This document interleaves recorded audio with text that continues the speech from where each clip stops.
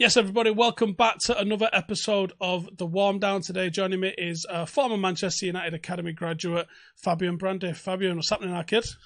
What's happening, man? You okay? I'm all right. Weather's treating us well, even though it's the weirdest of times. Hello, yeah. To be fair, it'll probably be raining tomorrow. You know what the weather's like. You can't predict it, can you? Nah, and I think when they let us out, it's going to rain for 2 weeks. Yeah. Straight. They'll be like, you knobheads, you've all been in your garden for ages. You can have a bit of rain for a bit now, I think. Right, for those who don't know, Fabian did come through the Manchester United Academy. He moved on. Was you a teenager when you moved on? No. I was 21, going on to 22, I think. All right, okay. I thought it was like 19, 20. Okay. No. Since then, has played all over the place, including Dresden. Had a bit of a stint in Greece, which I think we're definitely going to be talking about. Played with and for Ole Gunnar Solskjaer in the reserve, so we are going to touch on that. And has possibly got a word of advice, I think, for Angel Gomes. Should we start on that? I think that's quite pertinent at the moment. Angel's possibly in a similar scenario to yourself as you was coming through, in more ways than one, and I'll prompt you for the second bit if you don't bring it up. But you made a decision to move on and try and get first team football. Yeah. What do you think Angel should be doing now? I think Angel's, obviously everyone knows he's talented. You know, in my opinion, you know, with the right guidance, you know, he can go on to be, you know, a special player.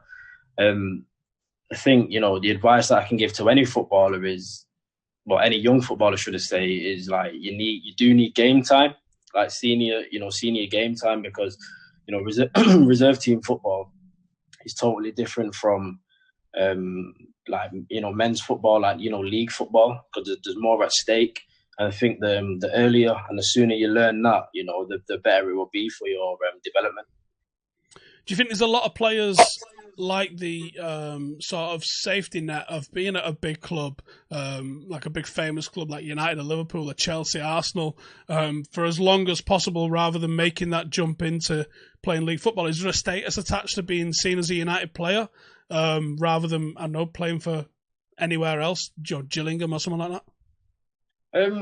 Yeah, well, no, like I said, there are some players, you know, who stay at big clubs just, you know, because it is a big club, which can sometimes, you know, it can be a mistake and, you know, hinder your career if you stay if you stay at a big club for an extra 2 to 3 years. You know, sometimes, you know, it's good to try and get out of a club, you know, early on, so that you can, you know, move to either, you know, a lesser team or a team where, you know, you're going to be playing to obviously develop your career. You don't really want to get caught up in, you know, just staying at a club just because, you know, it's got a big name, because, you know, it's not going to help your career. If Angel was to stick around, and it sounds like there's a chance of that kicking around in there now in the news, how do you think he gets game time next season with the likes of Bruno and probably Pogba still at the club, or do you think he's probably going to need a loan somewhere? Like I said, with Angel, you know, everyone can see, you know, he's talented. Obviously, the players in front of him, you know, like Pogba and, you know, Bruno, it will be hard for Angel just to, you know, get into the team literally overnight. But I think, you know, if he does keep plugging away and keep working hard and, you know, keep putting in good performances, you know, at reserve level, and, you know, when he's training with the first team, Ollie will drip feed him in, and then, you know, it's down to Angel to obviously, you know, when he gets his chance to take it. Yeah, we've seen with Ollie, haven't we, that he is seemingly willing to give youngsters a go. I mean, I think United set the record this season for the youngest team in the Premier League. Why do you think Angel's chances have been limited this season, or do you think that it's been warranted on form, maybe? No, I literally just think, you know, he's from the players that are in front of him, really, and the kind of the situation that, you know, Man United have been in. Like I said, you know, before obviously Bruno coming, I think you had, like, you know, Jesse, you know, Pogba, Martial, Rashford, you know, all attacking players that are obviously, you know, in front of Angel. And I think, you know, it would be a bit difficult to kind of, you know, put Angel in like that situation considering, United are trying to get to top four so they can like kind of rebuild. So I think it's one of those ones where he's talented, and he's more than capable of, performing on the big stage. But then it's one of those ones where sometimes you can't just, throw a young player into kind of those situations, because you don't know how it's going to go, and you don't want to ruin the confidence or anything like that. But like I said, I think with Ole, he will drip feed Angel in, and hopefully sooner rather than later, he'll start getting a little bit more game time to show everyone what he's capable of doing. You was at United during the changeover period of Solskjaer going from being a player into him being a coach. Talk to us about that a little bit. Was there anything that he was doing that you thought, might be something in being a coach here, or was you just too focused on what you was doing yourself in your own career? Well, you get it with all players. You get the personality, whether it's on the pitch or in the change room and things like that. And obviously, when I was playing reserve team football, and just say if Ole would come down from the first team to play a few games, you could see that he was always teaching us. He was always telling us what to do, or giving us advice, whether that be in the changing room just before the game, or when we're about to go on the pitch. So you could always see we had those coaching traits to him. And then when he got the reserve team manager job, obviously he managed me when I was a reserve team player, and you could see that he knows how to get the best out of players, because like you say, I think now in the football industry, you can't treat all players the same, because obviously everyone's different. Everyone's got a different personality. One player might need a bollocking, the next one might need an arm round them. And Ollie's he's got those traits to do that with different types of players. Does he have the edge to deliver a proper bollocking? Because everyone seems to think of him as being a proper nice guy. No.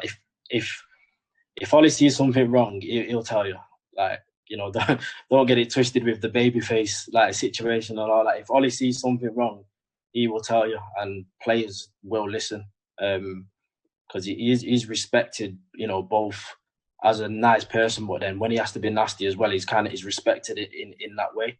So if, like I said, if he can see something wrong, he'll 100% tell you. Do you ever see him flash when you was there? Say again, sorry. Do you ever see him flash on someone when you was there? Flash.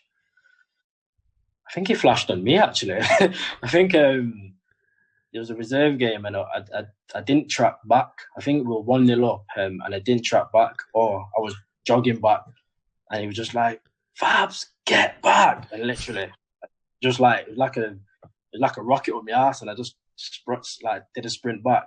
But from him saying that, if I'm looking back at the game now, they were in a crossing situation, and if that player would have picked out the cross, then 9 times out of 10, they would have scored the equalising goal in the last minute. But I managed to get back just from hearing Ollie's bollocking and block the cross, and then obviously it prevented a goal. So just little things like that, that some coaches see and some coaches don't. But obviously Ollie, you can see things like that. What was he like tactically? Because I know reserve football is generally not known for super in-depth tactical profiles in games. Yeah. It's obviously more about development and focus on your own team rather than what the opposition are about to do. But did you get the sense that he had a lot going on upstairs in terms of tactics? Did he ever really get a chance to demonstrate that? Yeah, no, definitely. Like I said, when we played games, when it's, let's just say we're playing, let's say Liverpool for example. If we're playing Liverpool and Ollie knows that they've got some fast attacking wingers, or they've got a creative number 10 or a deep playing number 6, he'll identify that with the obviously the starting 11 who he's picked. So he would say things like don't let the number 6 get on the ball, because he'll dictate play. And then we know sometimes, if we've not done it straight away, and then number 6 is dictating play, Ollie whoever's man that's supposed to be, Ollie will say, why are you letting him, dictate passes? You can see that he's running the game, and then the player who Ollie's told to go onto the number 6, that player will obviously stop him from, playmaking, and then the whole dynamics of the game will change. So obviously, Ole he can see things like that, and like I said, you know, I you know, witnessed it when, you know, the manager. I'm going to jump back a bit because I forgot to mention earlier when we were talking about Angel. Yeah. Obviously, the interest from Barcelona has been quite widely publicised of late. But you had Barcelona come in for yourself as well, didn't you? When you was it 13, 14? I think, yeah, when I was like 14, 15, I had some interest from Barcelona. I think we had a tournament, I think it was a five-a-side tournament in Barcelona where, you know, the big guns were playing, like, you know, youth, Real Madrid, youth, Ajax, PSG, obviously Barcelona themselves, and obviously I think we might have been the only English team there. But like we didn't qualify from the group stage, but I think I got 5 goals in the group stage, and I ended up getting player of the tournament. Even though we didn't qualify, and then obviously the interest from Barcelona come. A bit of a weird way do it come over, because I come back home 2 weeks after the tournament, and then my house phone rang, and obviously my mum picked up the house phone. Obviously my mum, she don't really like whatever with football. I don't think she come to watch me a game because she don't like when I get kicked. But like, she picked up the house phone, and obviously I think the guy must have said, you know, is this Brandy's residence? Up to this day, I still don't know how he got the house phone number. Anyway, my mum gave the phone to my dad, and then you know, my dad was like speaking to the guy, and then the guy was like, oh, you know, we were interested in your son, blah blah blah blah blah. And then my dad just said, you know what, we'll think about it. And then obviously asked me how we thought about it, and it was at a time where Man United were, like, you know, surpassing Barcelona on a level, so it wouldn't have made sense for me to even consider going to Spain or anything like that, because obviously I'm a Manchester lad myself, you know, so it made sense just to stay with Manchester. Do you ever think back on that now and go, shit, could have just spent the last 10 years playing with Messi? Don't get me wrong, you know, there are some times where I do think, you know, how could my career have, you know, been a little bit different if I went, you know, to play in Spain, because I think it must have been the time where Pep Guardiola was, you know, in charge of Barcelona. So obviously, you know, all the tiki taka stuff and things like that, and you know, that type of football, you know, does suit my gameplay. So I don't know, my career might have been different. You know, it might have been not. But it's one of those, I don't regret it at all, because if you know, being at Man United was the best time of my career. You know, I was there for 14 years, and you know, I learned a lot, not just as a footballer, but as a person as well. I think I played rugby. I played Super League as I was coming up. I finished at 21. I had sort of the opposite thing.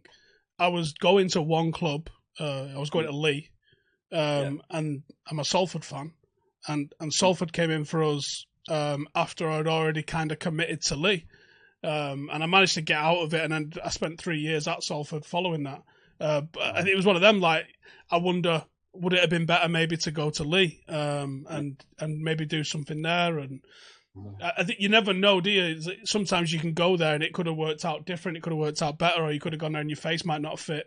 But like, you know, your style of play, I mean, you know, perhaps it wasn't suited to the lower leagues of English football. Maybe it was more suited to Spanish football. Yeah. Let's talk about Greece. What happened in Greece? Wow. Trying to think when. Well, to be fair, I don't even know what year it was. Long story short, I was a free agent at the time, and this Greek agent, obviously I'm not going to name him, but like, you know, he contacted me. He was like, you know, I've seen your career, can see what you like as a footballer. Do you fancy coming over to Greece? And it was at a time where I had interest from clubs, but no one was really proper biting, you know. So they were like, you know what, you can come over to Greece. You can get, the club's gonna, you know, get you an apartment. You know, you're gonna get a car. You obviously gonna get a contract. So I was like, to be fair, I didn't even really ask for that. I just wanted to play football. So anyway, flew over to Greece, and one of my friends, he was already out there actually. So then I ended up staying with him. But then obviously I stayed with him for about a week, but then the club were like, we're going to get you your own place because his was a one bed apartment. So I was obviously just like, staying on his sofa like a sofa bed. But to be fair, it was far from comfortable. It was far from comfortable. So I was staying on that, waking up in the morning, like, with a bit of like stiffness, whatever. Yeah, that's ideal preparation for an athlete.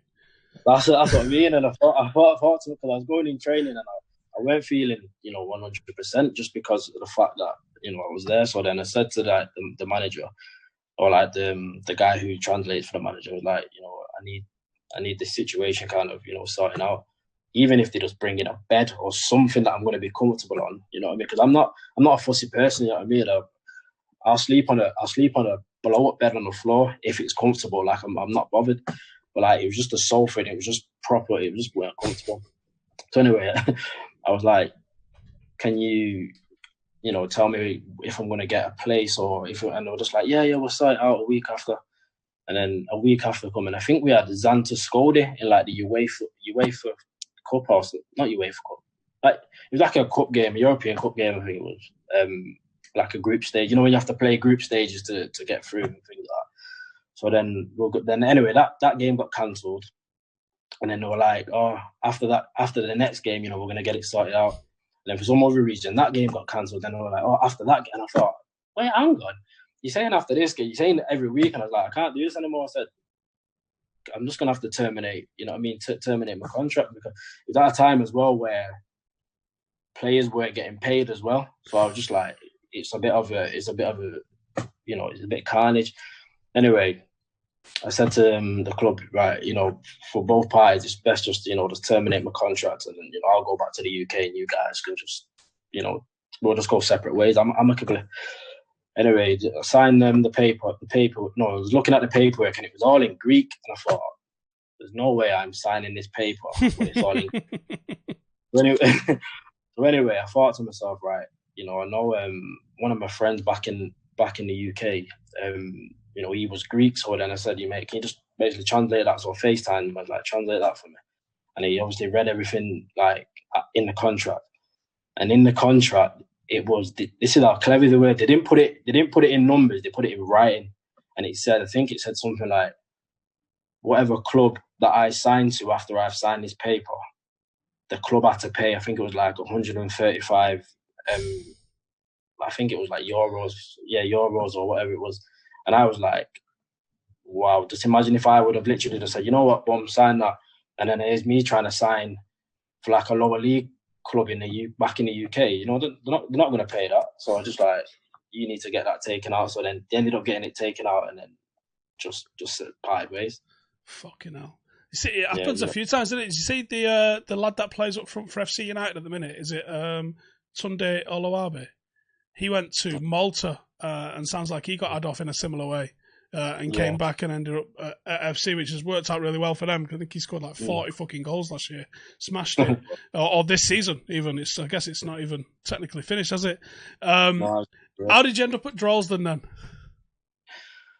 It was kind of a time where the Droylsden situation fits in with my app Scouted because, like I said, I was trying to get scouted off the floor running, so that kind of needed my time and effort. So obviously I thought, you know what, let me work on, my app Scouted, going to meetings, doing, articles with like, the big newspapers and things like that. But then I kind of want to get back into football, so kind of Droylsden was a way where, to kind of get my fitness, back up to scratch. So that's how it come around. I went there for like obviously to help the team and obviously for some game time as well. So I was only there for like a short period of time. Yeah, fucking hell, Droylsden. I know at one time they had just a load of Scousers playing for them. I'm not sure how or why that came about, but I know that was a thing for a little bit. So talk to us about Scouted then. So you started Scouted. It's an online app with obviously all apps are online. It's an app that's it seems like it's all about video, people uploading videos of themselves, scoring goals, taking people on, tackling, highlights, all that sort of stuff. How does it work? Yeah, literally, it's just it's an app for aspiring aspiring footballers, or footballers who want to get seen by other football clubs who have not really got the connections to getting the football industry. So, for example, when I was growing up at Man United, I was obviously fortunate to be there for 14 years, but then I was seeing players getting released each year, but they weren't really connected to contact like other clubs. Like they might have not had the ability to play for Man United, but they might have had they had the ability to go and play at a lesser club. But the mum or the dad or whoever was looking after them, they didn't really have the connections to contact an agent or say, can you help me out with things like that?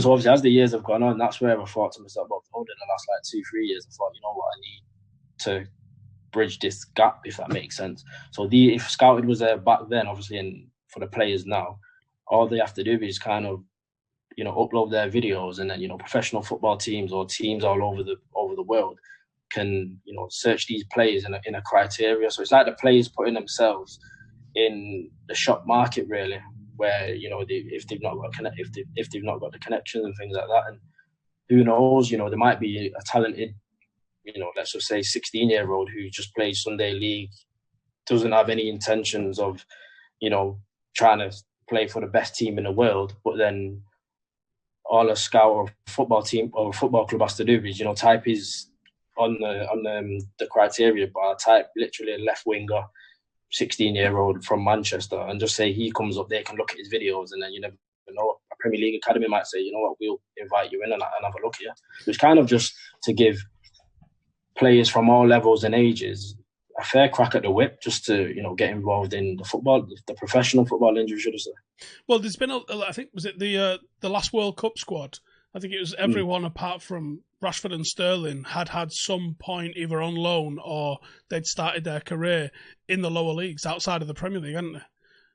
Yeah. That's what I mean. There's to be fair, since I launched the app, it's made me realise how many talented footballers are out there that slip through the net. It's ridiculous. I think when we launched it 2 months before we launched it from last year November, we were getting emails from players, because obviously we didn't have an actual app yet. So then we were getting emails, and I was looking at these videos from players from all levels, all ages. And I was thinking, how have you not got a club? Have you not got a club? Have you not got a club? And I was just like, this is gonna be better. It's gonna be very beneficial to the football world. So every level can go and look on there. So for us, for Paddock FC, we could go and look, and we could say, do you know what? A few lads there. We can go and search people who's in Manchester, and then we can contact them through the app as well. Yeah, literally like that. Obviously, scouts, have to contact the player, you have to be kind of a verified scout. So that would just kind of mean, you upload some documents of yourself, to prove that, you're a scout, because, we want to be making sure everyone's safe on the flip side as well. But yeah, you can, you can literally search for players, and you'll be able to see if they're a free agent, or, if they've just left the club. And, if you like the look of an 18-year-old attacking midfielder, contact him and say, do you fancy, coming to play for us? And you never know, you could come and do your team wonders. Have you had anyone taken into any academies yet on trial? Yeah, we've had, I think from last year, we've created globally about 150 to 200 players go on trial to teams on all levels. Wow. So it has been, and it's not just one team. One team might have taken in 5 players, and another team might have taken in 6 and things like that. But yeah, that's since last year. There's some Premier League teams actually that have had taken in some players on trial as well. So it's you can the concept's there, the concept's working. Like I said, we're at early doors, and there's a lot. We've got a long way to go to get to where we actually want to be. But the concept and the basics of the app are working. Buzzing. Right, I'll throw a link to that in the description. Like I said to you before we started, I downloaded it a few weeks ago. I've not really had much of a play with it on there, but yeah, I'll check it out. It's things as well. It's not just for players and scouts as well. If you're a football fan and you generally just want to have a look at undiscovered talent. You can sign up as obviously it's a free sign up. You can sign up as a football fan and just have a look to see what's going on with like undiscovered talents and things like that. So yeah, check it out. Come and see what's available. I will stick a link in the description. Go and check it out. But Fabian, cheers for joining us, mate. Nice to hear off you, and hopefully we'll get you down and when we start Paddock Cup again, and we'll see what's cracking. Yeah, we'll get a friendly arranged with Scouted FC as well. Buzzing. All right, cheers, mate. All right, Stephen. Appreciate that, man.